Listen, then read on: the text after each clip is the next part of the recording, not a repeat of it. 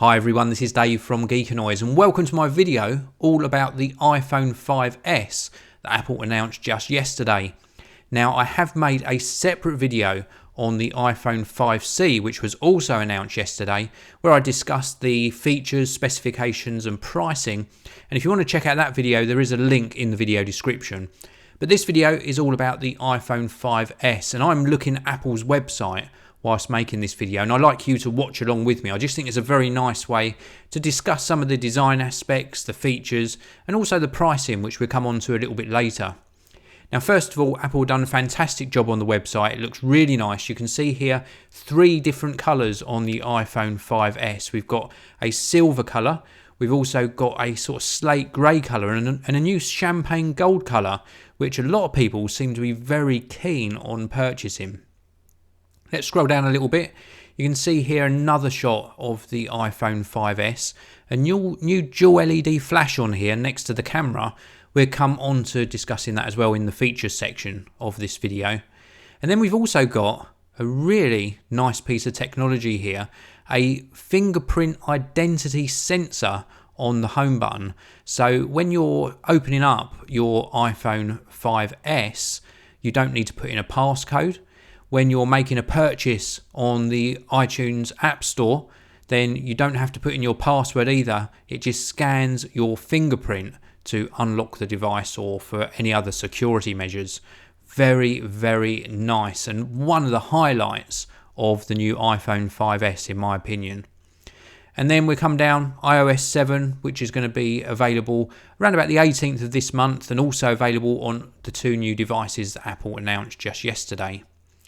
They've also gone back into making cases. So there are leather cases with a really soft microfiber material inside, made from premium leather, and these are available for the iPhone 5S. Some nice colours in there.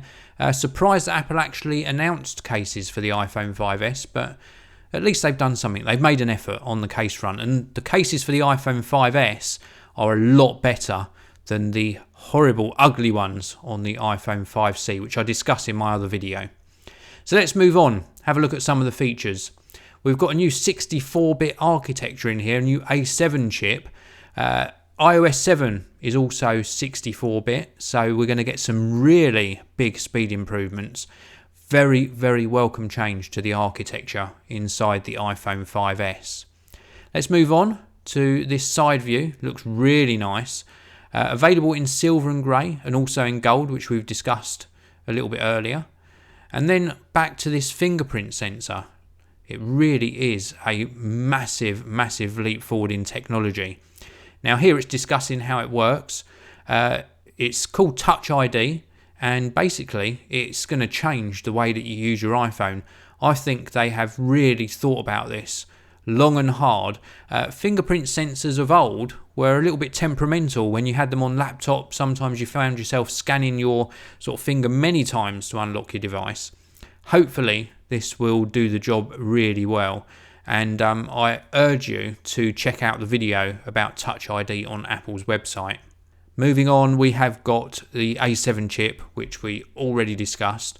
This is going to be fantastic for gaming and also just for overall performance of the phone, and even giving you some extra performance when it comes to the autofocus on the camera. For capturing both photos and videos, it's really going to improve the performance. A 2 times CPU and 2 times GPU speed improvement with the new A7 processor and this new 64-bit architecture. We've also got an M7 co-processor. Now this is like they're calling it a sidekick to the A7 chip on here.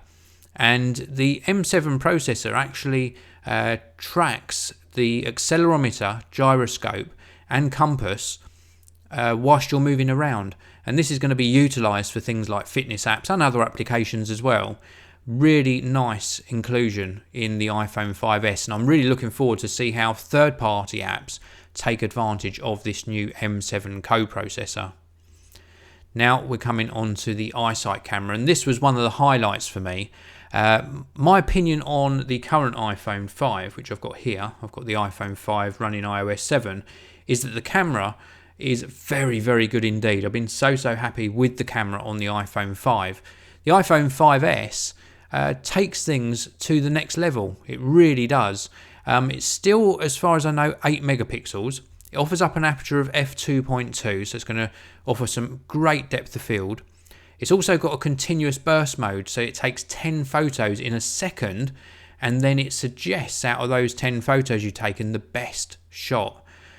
We've also got a true tone LED flash, which is going to give a really nicely adjusted colour tone to the photos. Now, when you're using flash normally on the smartphone, things don't always work out as you'd expect. Hopefully, this true tone flash, it's a white LED and an amber LED, will work together to produce some really nice quality photos. We've also got auto image stabilization, a nice addition. Prior to the iPhone 5S, yes, no image stabilization, and it takes a little bit of getting used to holding your camera really steady, or perhaps using a third-party app to give you more of a chance of getting that steady shot. A nice inclusion again. And then we've got slow motion video. Now, this is going to be good if it works well. 120 frames per second in 720p. It's going to offer up some really nice possibilities for creativity in slow that footage right down and get some really good slow motion video for your vlogs, or even action videos that are great. If you slow that motion down, almost freeze framing it, sometimes it does add some nice design aspects and a really sort of interesting point to your videos. I'm looking forward to testing that. I do have an interest in slow motion video, but when you look at these sort of proper slow motion cameras, they're thousands and thousands of pounds. So if this does a good job, Apple could be onto a winner there as well. We've also got live video zoom as well for the camera. We've got square photos, which we knew about already, panoramic photos, photo filters, etc. FaceTime HD camera. Larger pixels, better FaceTime calls, better quality selfie photos, and if you use that front-facing camera for doing vlogs for your YouTube channel, for example, better quality videos on that front as well. And then we've got ultra-fast wireless, so more LTE networks supported.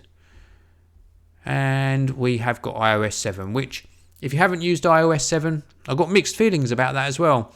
It's functions and new features are very good. I'm just not a big fan of the design of it. It's growing on me slowly, but yeah, I'm not sold on the design still.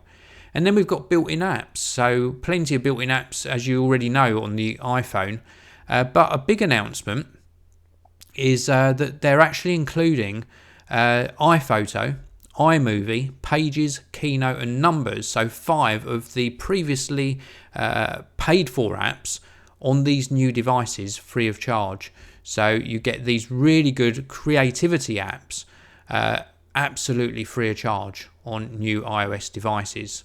So a good move there on Apple's front. So we're going to have a quick look just at the design. It's pretty much the same with all due respect to the iPhone 5, apart from those slight tweaks that we discussed a little while ago. Of course, the side is remaining the same, 7.6 millimeters depth, 112 grams in weight. We've also got obviously a change where the home button comes into play because of the fingerprint scanner. And then of course round the back you can see here a slight change again because of the new camera and also the new dual LED flash. But it remains pretty much the same. It says here as well about an improvement performance, up to 40 times faster CPU than the original iPhone and up to 56 times faster GPU performance than the original iPhone. That is an absolutely phenomenal increase in performance. So that's basically it on the design aspect. We've got some more details about the camera here as well, just very quickly. The actual image sensor is 15% larger. So that is going to really deliver some absolutely stunning photos, and 33% increase in light sensitivity as well. So low light photography should have improved a great deal with the new iPhone 5S. Now we move on to their built-in app section. You do get a lot of apps built in to the iPhone anyway, including things like camera, photos, music, phone, FaceTime maps, all that we've come to expect. Siri, messages, Safari. It's a fully fledged handheld computer after all, so plenty of apps to get you up and running. Of course, you've got the App Store with absolutely thousands and thousands of apps. They're approaching 1 million apps on the App Store. So plenty to choose from. And then we've got if I scroll all the way to the bottom, we've got these free apps that I mentioned a short while ago. iPhoto is fantastic. iMovie, brilliant. You can actually record and edit a video all on the iPhone 5S and upload it to something like YouTube. And then, of course, Keynote pages and numbers I mentioned a short while ago. Now, moving on to pricing. The pricing in the UK, well, of course, we've got 3 different colours available. We've got the slate sort of grey colour, we've got the gold finish, and then we've got the silver finish. All look really, really nice. You can see that the slate grey version has a black bezel around the front, black top and bottom, and both the gold and the silver versions have white top and bottom and a white bezel around the front of the device. And they're coming in at 16 gigabytes for £549, 32 gigabytes for £629, and a 64 gigabyte model, so the top end still 64 gigabytes, £709. It's okay pricing. It's a lot to pay for a smartphone, but this is their flagship phone, and I'll certainly be really excited to be getting this into the Geekanoids studio. We look at US pricing as well very quickly. These top prices here are subject to a 2-year contract, and they are $199, $299 and $399 respectively, depending on which capacity you go for. You can also buy unlocked and contract free for $649, $749 or $849, and these are unlocked as well. So not bad pricing. Yeah, as I said earlier, it is high pricing for a smartphone, but you get what you pay for. And with the iPhone 5S, I think that Apple have really taken things to the next level. The highlights for me have to be this fingerprint sensor that you're seeing on the screen here and the new camera. And of course the speed improvements as well. Wow, this thing is really going to fly. So keep an eye on the Geekanoids channel for further coverage on the iPhone 5S and the iPhone 5C. When they actually hit the market, we'll be getting them both in to test and bring you our sort of opinion on the new features and of course full reviews. I did also make a separate video on the iPhone 5C. You'll see a link just underneath me on your screen now. You can click that annotation to watch the iPhone 5C video, or there is a link in the video description. And let me know in the comments section below, will you be getting an iPhone 5S? Which colour will you be going for? Which capacity will you be going for? And what are the highlight features for you? Do you think Apple have really made a game changer again? Thank you very much for watching. Please do subscribe, and I'll see you all in the next one.